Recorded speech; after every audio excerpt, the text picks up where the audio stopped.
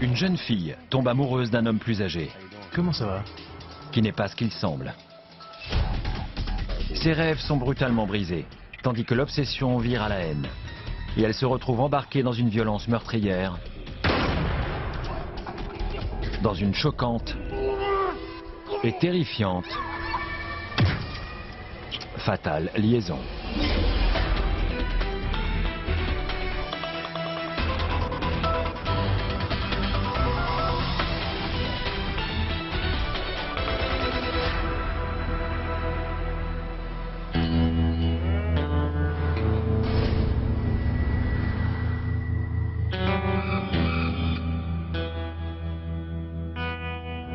Pour beaucoup de gens, les riches exploitations agricoles du Nebraska constituent le cœur même de l'Amérique. Grandes plaines, douces collines, un sentiment de tranquillité troublé de temps à autre par une tempête violente qui se déchaîne, laissant la destruction et la misère dans son sillage.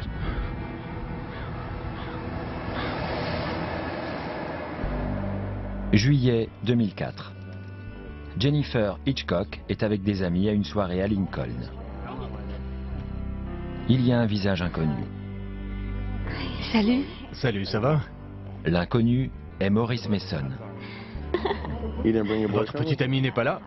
Je n'ai pas de petite amie. Bien que Maurice ait 15 ans de plus qu'elle, elle se sent aussitôt attirée par lui. Enchantée. Soudain, il était tout pour elle. Et je crois qu'elle était attirée par l'idée d'avoir quelqu'un avec qui elle pourrait fonder une famille. Jen cherche un peu de bonheur dans la vie. Elle a eu une enfance délicate, son père et sa mère souffrant tous deux de problèmes mentaux. Elle était chez sa grand-mère, elle était chez sa tante, elle était dans des familles d'accueil. C'est une situation stressante pour une adolescente. Maurice Mason use de son charme pour vite s'installer dans la vie de Jen. Et donc au début, je pensais qu'il s'agissait d'une relation plutôt normale. Mais Jennifer, éperdue d'amour, commence bientôt à découvrir que Mason a une face bien plus sombre. C'était le grand amour dès le début, mais il a exploité sa vulnérabilité. Mason s'aperçoit qu'il peut facilement manipuler Jen et la persuade assez vite de le laisser emménager chez elle. Ils vivent désormais ensemble et la véritable nature de Maurice Mason apparaît. C'est un monstre autoritaire, totalement obsédé par Jen. Il voulait toujours l'avoir à l'œil. Et elle ne pouvait rien faire toute seule sans qu'il veuille savoir où elle était et ce qu'elle faisait. Et peu à peu, c'est devenu de plus en plus tordu.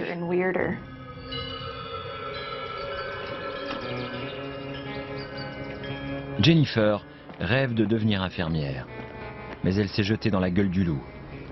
Et elle est prisonnière dans sa propre maison. Elle doit désormais faire attention à elle. Mais où tu vas enfin? Faire un petit tour? Oh non, profite pas de mon absence. Tu vas nulle part sans m'en parler avant. Elle était censée rester là.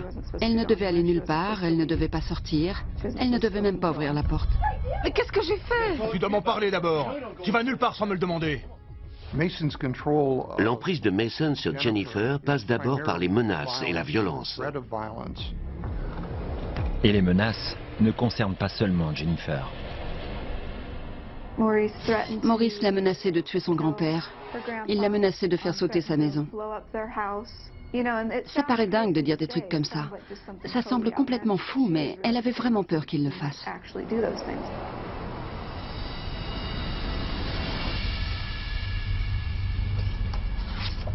Elle subit de terribles tortures psychologiques.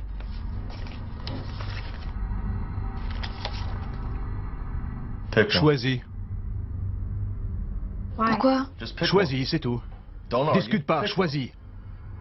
Et c'était ou moi, ou un ami commun. C'est pas drôle.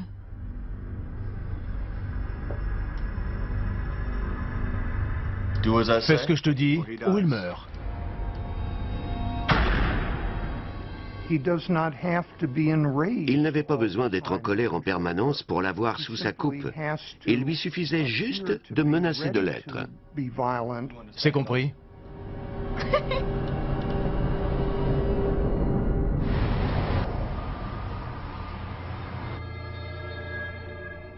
Après des mois de mauvais traitements, de menaces et de séquestration, Jen trouve finalement le courage de s'enfuir de sa propre maison.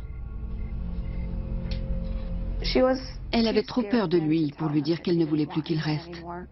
Alors elle lui a écrit une lettre pour lui demander de la laisser partir. Jen retourne dans sa famille. Mais en quelques jours, Mason la recontacte et lui fait son numéro de charme. Il persuade Jen qu'il s'en ira et la laissera tranquille si elle lui accorde une dernière faveur, en souvenir du bon vieux temps. Tu viendras avec moi? Ah non, Allez, on va voir mon fils dans le Wisconsin. Il allait voir son fils et il voulait que Jen l'accompagne. Il n'allait partir que quelques jours.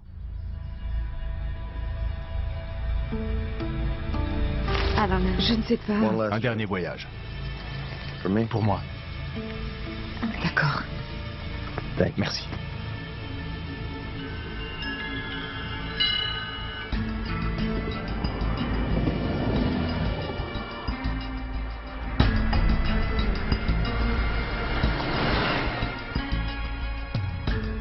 Les quelques jours se transforment vite en semaines. Inquiets, les amis et la famille de Jen essaient de l'appeler.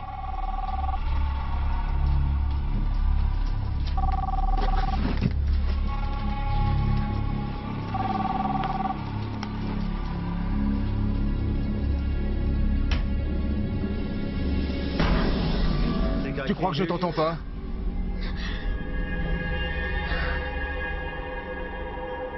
Quoi qu'elle veuille, il faisait en sorte qu'elle ne l'ait pas. Il promet plusieurs fois qu'ils vont rentrer au Nebraska, mais ce jour n'arrive jamais. Mason profite pleinement de l'avoir sous la main. Hey, viens ici. Je finis le chapitre. Elle est vraiment devenue son esclave sexuelle. Viens avant que je te traîne ici de force. Si elle couchait avec lui, il lui promettait qu'il allait la ramener chez elle. Puis, au moment de partir, il avait toujours une excuse pour expliquer pourquoi ce n'était pas possible. Mason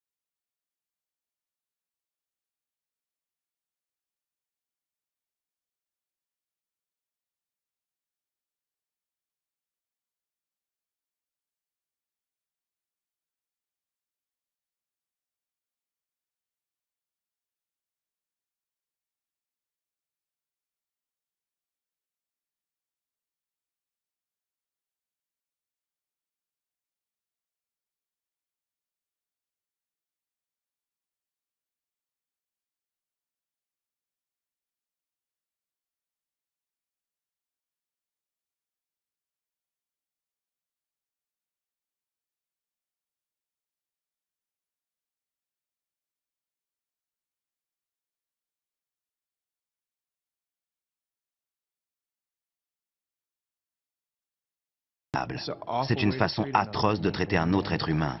Et ça renforce l'idée que Mason est un grand malade, un pervers. Jennifer est blessée, meurtrie, tuméfiée. Mason élabore un plan pour lui laisser le temps de guérir et pour rester avec cette femme qu'il ne peut laisser partir. Il savait que si quiconque la voyait dans cet état, il aurait de gros ennuis, il irait même en prison. Alors il a décidé de repartir dans le Wisconsin avec elle et de se cacher, en espérant que ses blessures guérissent. Mason avait désormais une emprise totale sur Jen. Elle a donc accepté de le suivre, tout en sachant au fond d'elle-même que cela n'allait pas bien se passer. Dans l'immédiat, Mason et Fryer ont un souci plus urgent. Ils ont un besoin pressant d'argent. Et une vieille connaissance est sur le point de découvrir que quand Maurice Mason appelle, les ennuis arrivent. Non!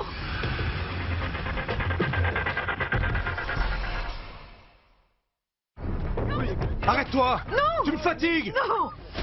Maurice Mason a battu presque à mort son ex-compagne, Jennifer Hitchcock, car elle a osé essayer de le quitter.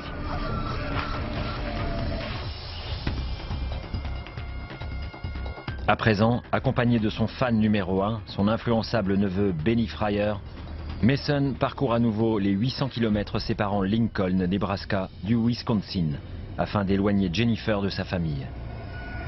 Il sait que ses proches appelleront la police s'ils voient les marques des coups qu'elle a reçus. Mais il manque d'argent. Mason a échafaudé un plan, kidnapper un gars qu'il avait rencontré dans un centre de réinsertion à sa sortie de prison.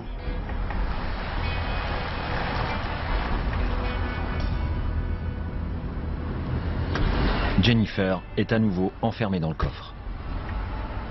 Ils savaient qu'ils ne pouvaient pas laisser Klein voir Jen dans l'état où elle était.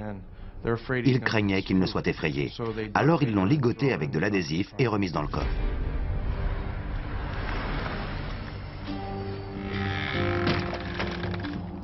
David Klein, 45 ans, vit à Moston, dans le Wisconsin.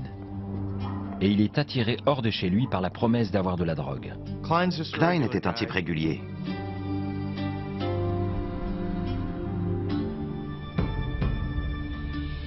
Ils arrivent à une grange, non loin de là. On va s'arrêter là un moment. Et Klein a demandé « Qu'est-ce qu'on fait là ?» Qu'est-ce qu'on fait là? On a de l'herbe là-dedans. Et Mason lui a dit « On a de la marijuana là-dedans, c'est pour ça qu'on est là. »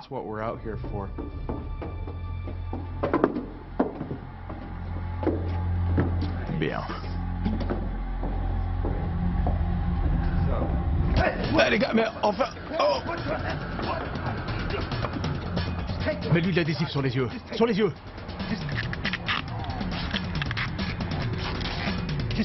Prenez l'argent, je vous le laisse.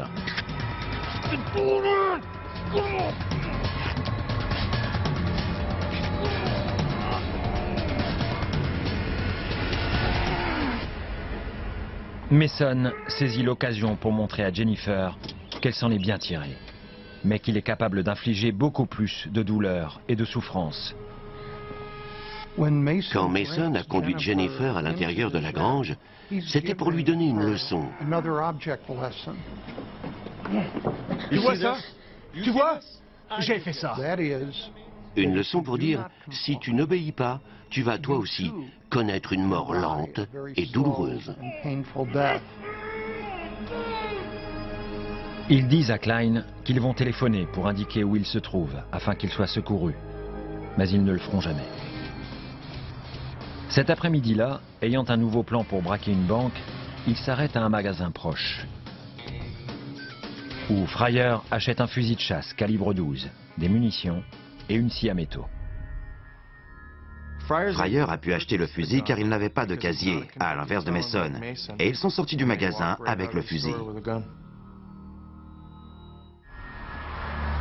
Le soir, June Klein rentre chez elle, et son mari n'est pas là. J'entendais la télévision. Je suis entrée dans la maison et il n'était pas assis dans le fauteuil. Bon, ce n'était pas inhabituel chez lui. J'ai pensé qu'il était peut-être allé voir un de ses amis dans le quartier. Il n'y a aucune raison de s'inquiéter jusqu'à ce que June fasse une découverte troublante.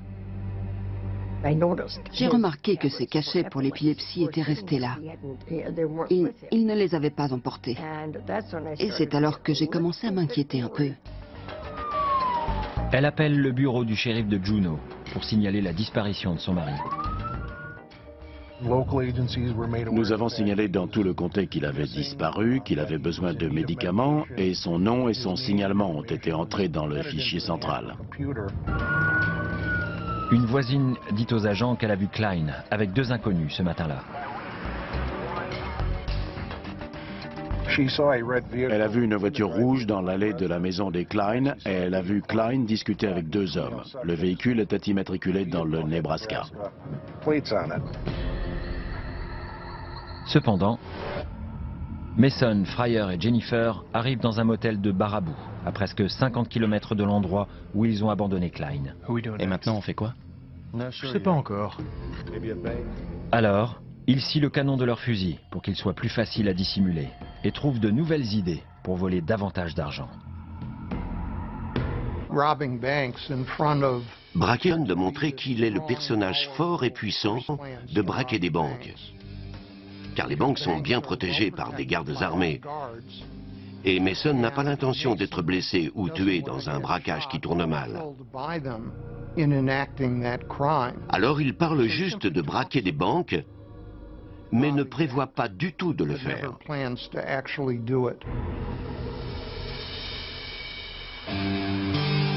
Le lendemain, ils se rendent dans la campagne, trouvent un endroit isolé et testent le fusil.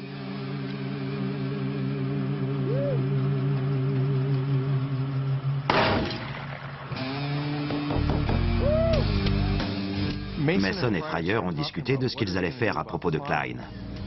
Ils l'ont laissé ligoter dans une grange abandonnée et ils ont dit qu'ils allaient téléphoner pour signaler où il se trouvait. Mais Mason a pensé que s'ils faisaient ça, Klein allait les dénoncer et ils seraient arrêtés. Alors ils ont décidé de ne rien faire.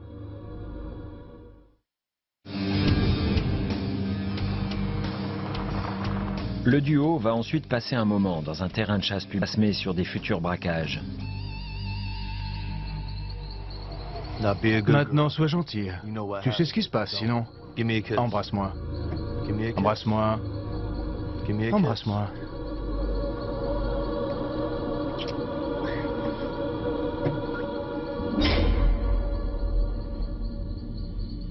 Tu sais, Benny, j'aime vraiment cette fille.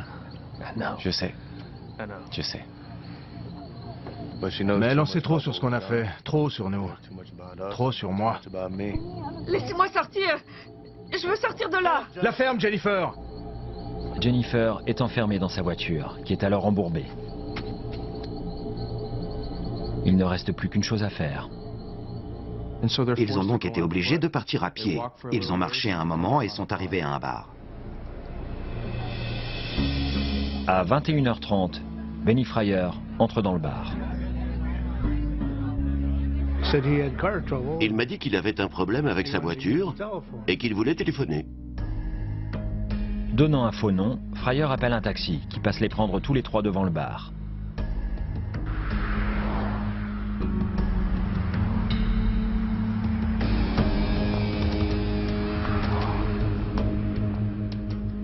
Le chauffeur, John Romberg, pense qu'il s'agit d'une course banale. Romberg ne savait pas du tout à qui il avait affaire. Pour lui, c'était des clients ordinaires qu'il allait ramener chez eux, et voilà. Il ne se doutait pas qu'il transportait des gens dangereux. Peu de temps après, ils sont de retour à Baraboo, à 18 km, là où ils ont scié le canon du fusil. Maurice Mason n'a pas d'argent pour payer le taxi. Et il décide que le moment est venu de montrer combien il peut être méchant. J'ai pas d'argent. Si vous payez pas, j'appelle la police.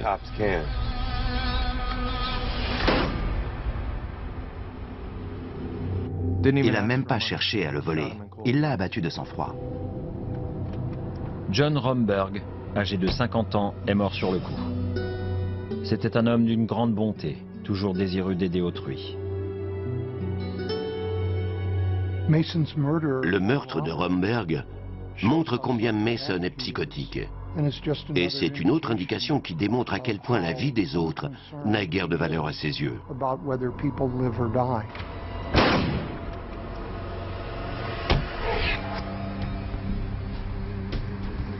Le trio se rend une rue plus loin, dans une maison occupée par le frère de Fryer, sa belle-sœur et une autre femme. Ceux-ci voient aussitôt que Jennifer est choquée et qu'elle a été agressée. Et Mason a admis qu'il l'avait frappée au cours d'une dispute. La famille de Jennifer savait que Mason était un homme très violent. J'en peux plus. Je dois pas rester avec lui, il est fou et je ne sais même pas. De quoi vous parlez? De rien. De rien? Viens voir un peu.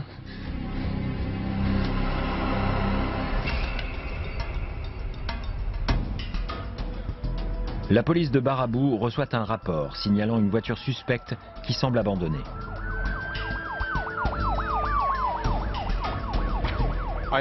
Je suis arrivé sur les lieux.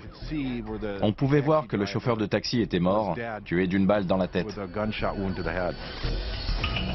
Les enquêteurs comprennent vite que l'argent n'est pas le mobile du crime. Quand on a vu le sac d'argent entre les deux sièges, on a su que ce n'était pas un braquage.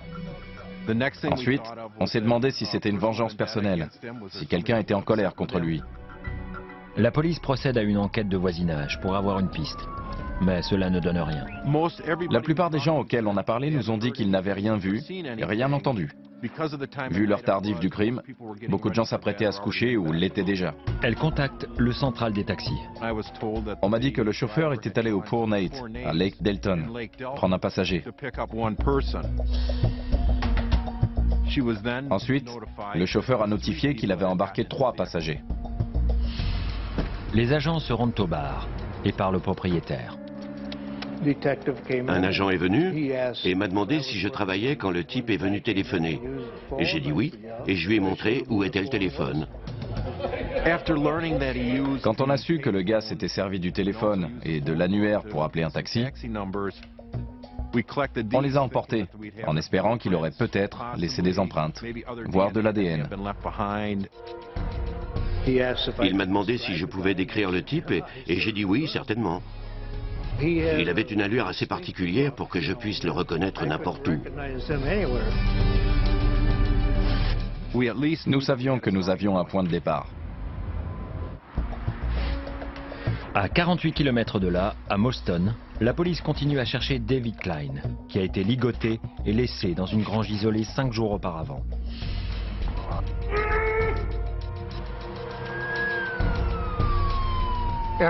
Après quelques jours sans résultat, nous avons vérifié auprès d'un grand nombre de centres médicaux si Klein ne faisait pas partie des patients ou s'il n'y avait pas un patient inconnu et non identifié, mais cela n'a abouti à rien et nous n'avions pas d'autres pistes.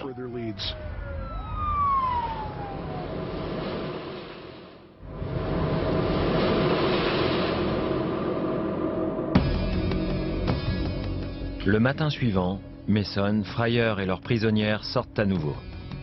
Ils se rendent dans les bois, Mason essayant de déterminer ce qu'ils vont faire ensuite. Ils ont commencé à gravir la colline avec Jane. Et ils ont assez vite conclu que la fête était quasiment terminée. Ils avaient tué un chauffeur de taxi, ils avaient abandonné une vieille connaissance attachée à un poteau, et ils en sont arrivés à la conclusion qu'ils n'allaient pas tarder à être arrêtés. La virée violente et meurtrière de Maurice Mason touche à sa fin. Mais quelqu'un doit encore mourir.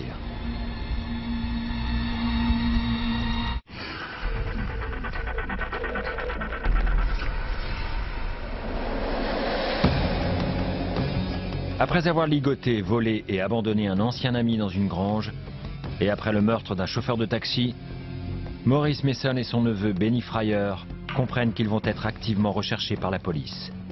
Avec leur prisonnière, l'ex-petite amie de Mason, ils montent au sommet d'une colline de Lake Delton, dans le Wisconsin, sans savoir ce qu'ils vont faire ensuite. Les deux hommes songent à un pacte suicidaire. Ils ne voulaient pas aller en prison. Ils ont donc passé un pacte. L'un des deux allait tuer l'autre, puis la fille, puis se suicider. Mais aucun des deux n'a les tripes pour cela. Mason tue le temps en faisant une chose qu'il a faite souvent. Il viole Jennifer. Son neveu a une faveur sordide à lui demander. Fryer s'est approché de Mason et lui a dit « Tu sais, j'ai pas eu de femme depuis longtemps. J'aimerais moi aussi me faire Jennifer. Ça marche ?»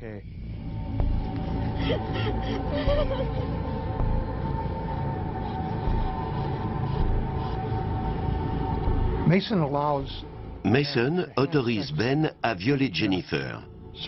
Il peut ainsi passer aux yeux de son neveu pour un père bienveillant. Ça satisfait aussi ses fantasmes sexuels de voir Jennifer humiliée.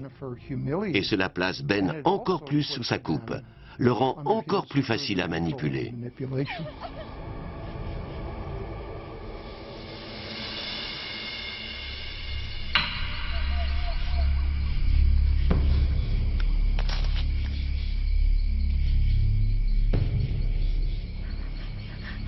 J'ai froid. Je veux rentrer chez moi. On va rentrer bientôt. Tout va bien se passer. Après avoir vu souffrir son ancienne petite amie, Mason décide que son amour doit mourir. Tu sais ce que tu dois faire.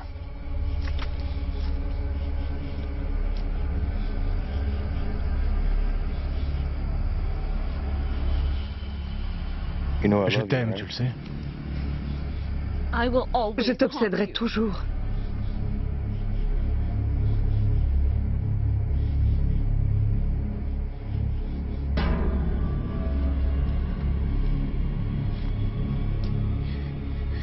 S'il te plaît, Ben, ne me tue pas. Dieu, à l'aide. Pitié. Non.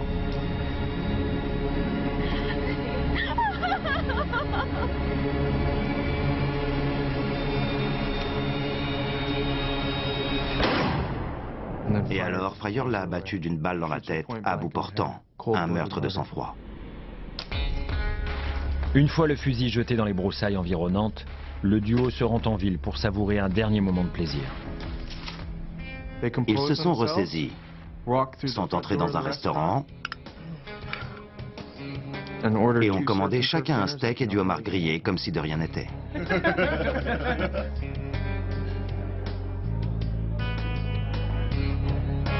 Mason et Fryer demandent au directeur du restaurant d'appeler la police. On a reçu un appel disant que 2 individus qui avaient fait un gros repas au restaurant voulaient qu'on appelle la police. Ils ont dit que c'était urgent et qu'ils ne diraient rien de plus. Ils voulaient juste parler à la police. Vous avez demandé la police? Monsieur l'agent, vous devez nous arrêter. Pourquoi je ferais ça? Parce que... on a une sacrée histoire à vous raconter. Ils sont d'abord arrêtés pour avoir commandé les repas sans intention de les payer. Mais une fois en garde à vue, ils racontent à la police leur virée sanglante. Benny Fryer reconnaît les faits en bloc, mais refuse de rentrer dans les détails. Il a dit qu'ils avaient tué plusieurs personnes et qu'ils voulaient voir un avocat. C'est tout ce qu'il a dit. Le sergent Britt interroge Mason, qui lui révèle tout. C'était comme une spirale infernale. Il était calme. La plupart de ces faits étaient sans importance pour lui. Bien qu'il ait brutalisé, enlevé, violé et tué Jennifer, Mason déclare qu'il l'aimait. La meilleure amie que j'ai jamais eue dans ma vie. Chaque minute que j'ai passée avec elle, c'était du bonheur, même dans les situations difficiles. Par moments, elle voulait partir, et j'aurais dû la laisser partir. Pitié.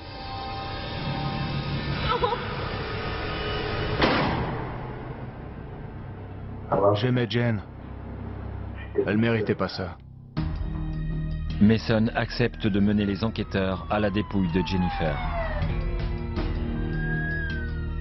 J'ai conduit Mason sur les lieux du crime. Nous avons marché à travers champs. Nous sommes arrivés près de l'endroit où était le corps et Mason s'est arrêté. Il ne voulait pas s'approcher plus. Et j'ai continué pour aller voir le corps. Ensuite, j'ai vérifié son pouls et j'ai eu confirmation que Jennifer était bien morte. Mason déclare qu'il avait prévu de voler John Romberg. le chauffeur de taxi, et de l'enfermer dans le coffre, mais qu'il n'avait pas l'intention de le tuer. J'étais assis dans le taxi. J'ai armé le flingue, j'ai commencé à sortir du taxi et c'est là que le coup est parti. Et on s'est barré. Mason raconte aussi l'agression contre son ancien ami, David Klein. En fait, je suis pas fier de ça. Vous n'avez pas pensé qu'il pouvait mourir, bâillonné avec cet adhésif? J'ai fait un trou au niveau du nez pour qu'il respire. Je craignais plutôt que des animaux entrent dans la grange et le dévorent. Et puis je me suis dit qu'il n'était pas si bien ligoté que ça et qu'il allait finir par se détacher. Nous avions un homme abandonné dans un bâtiment annexe. Il commençait à faire froid. Il faisait sans doute 4 degrés cette nuit-là, et ça continuait à baisser. Alors nous étions très inquiets pour la santé de David Klein.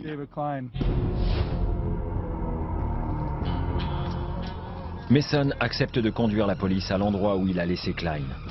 Cela fait 6 jours qu'il est ligoté dans la grange. Sera-t-il toujours vivant ?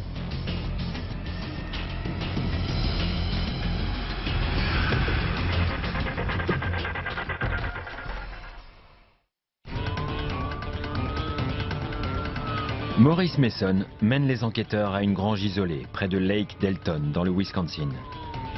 6 jours plus tôt, lui et son neveu, Benny Fryer, y ont abandonné David Klein, attaché à un poteau, après l'avoir volé. Quand ils arrivent sur place, Mason refuse de descendre de voiture. Il a juste dit, on dirait que c'est par là. Et là où nous étions se trouvaient plusieurs bâtiments agricoles à l'abandon.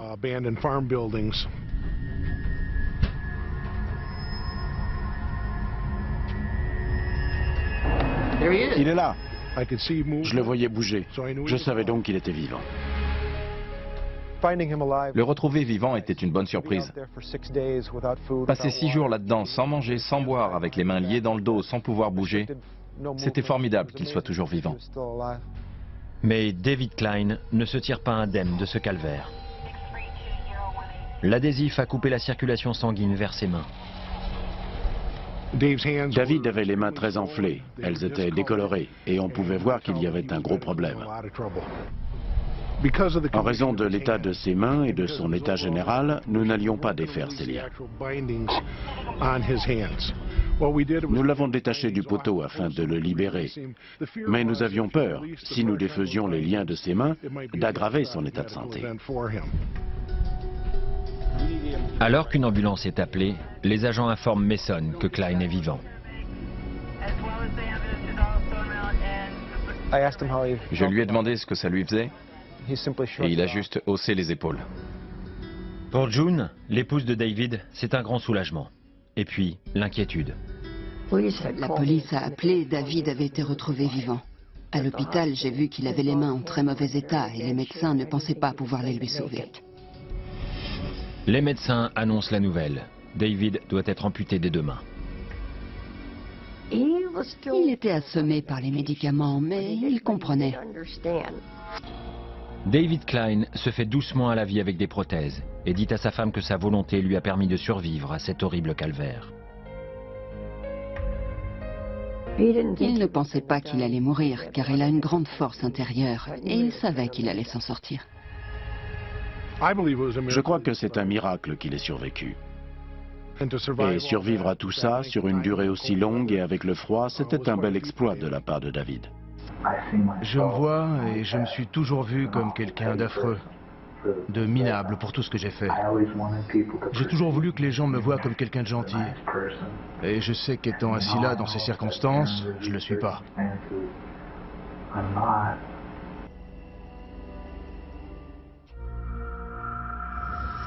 Mason et Fryer sont inculpés de mise en danger de la vie d'autrui pour l'enlèvement de David Klein. Tous deux sont également inculpés de l'enlèvement de Jennifer Hitchcock et d'homicide volontaire. Pour le meurtre du chauffeur de taxi John Bromberg, Maurice Mason doit répondre d'une autre inculpation d'homicide volontaire. Durant l'investigation, Mason continue de parler aux enquêteurs. Il lui demande pourquoi Jennifer a été tuée. Mason m'a dit que Jennifer devait mourir pour plusieurs raisons. Ce sont ses mots, elle devait mourir.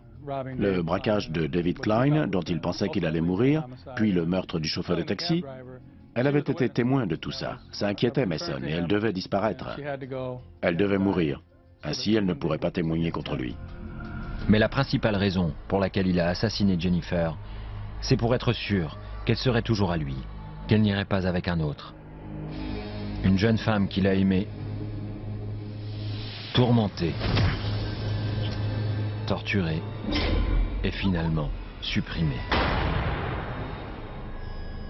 Il ne pouvait pas supporter l'idée qu'il allait se retrouver en prison et qu'elle serait dehors avec d'autres gens à vivre sa vie. S'il ne pouvait pas l'avoir, personne ne devait l'avoir. La famille de Jennifer a toujours du mal à comprendre sa mort tragique. Elle était jeune, belle, elle avait bon cœur. Elle méritait tellement de vivre.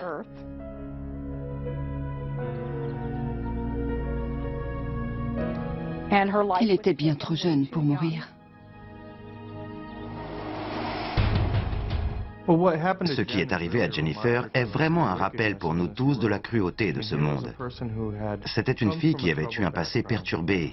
Et sitôt qu'elle a rencontré ce funeste Mason, elle a été persécutée. Et cela a abouti à des coups violents, un enlèvement, Bouge pas! un viol. Et pour finir, un meurtre, une balle dans la tête à bout portant. C'est de la cruauté au plus haut degré. Et ce qui lui est arrivé est une tragédie terrible. Maurice Mason plaide coupable de toutes les charges et écope de 2 condamnations à perpétuité pour les meurtres de Jennifer Hitchcock et de John Romberg. Il est aussi condamné à 50 ans de détention pour l'enlèvement de David Klein. Klein a survécu, mais il a dû être amputé des 2 mains. Et quand il est venu entendre le verdict du procès de Mason, Mason s'est tourné vers lui, l'a regardé et lui a dit « Si j'avais su que tu allais survivre, je t'aurais tué ». Encore une indication de l'individu sans pitié qu'il est. Il a essayé de réaffirmer sa domination sur Klein pour montrer publiquement qu'il avait toujours l'ascendant sur lui. Il a dit cela en plein tribunal. Car il ne pouvait pas reconnaître en public que Klein était en fait plus fort que lui pour avoir survécu à un tel calvaire. Mason dit aux enquêteurs que la vie en prison convient à sa personnalité. C'est curieux de dire ça, mais je suis à l'aise en prison, je vais bien. J'ai pas de problème en prison. Le neveu de Mason, Benny Fryer, plaide également coupable et se voit condamné à 40 ans de détention pour le meurtre de Jennifer Hitchcock et l'enlèvement de David Klein. Il était vraiment évident pour l'accusation et pour le juge que Fryer était en quelque sorte le sous-fifre de Mason. Et je pense que cela a joué sur la façon dont il a été jugé. En 2010, David Klein meurt d'une attaque, sans jamais avoir laissé la haine le consumer. De manière surprenante, David n'a pas montré de véritable amertume envers les gens qui lui ont fait ça. Il était désolé que ça se soit produit. Ça a vraiment changé sa vie, mais il n'a pas montré le genre de ressentiment que l'on pourrait avoir dans de telles circonstances, surtout avec les mains amputées. Ben et Mason sont l'exemple parfait d'une liaison fatale. Ben avait besoin d'une figure paternelle et Mason avait besoin de quelqu'un qui l'idolâtre. C'était idéal pour eux, mais c'était mortel pour les autres.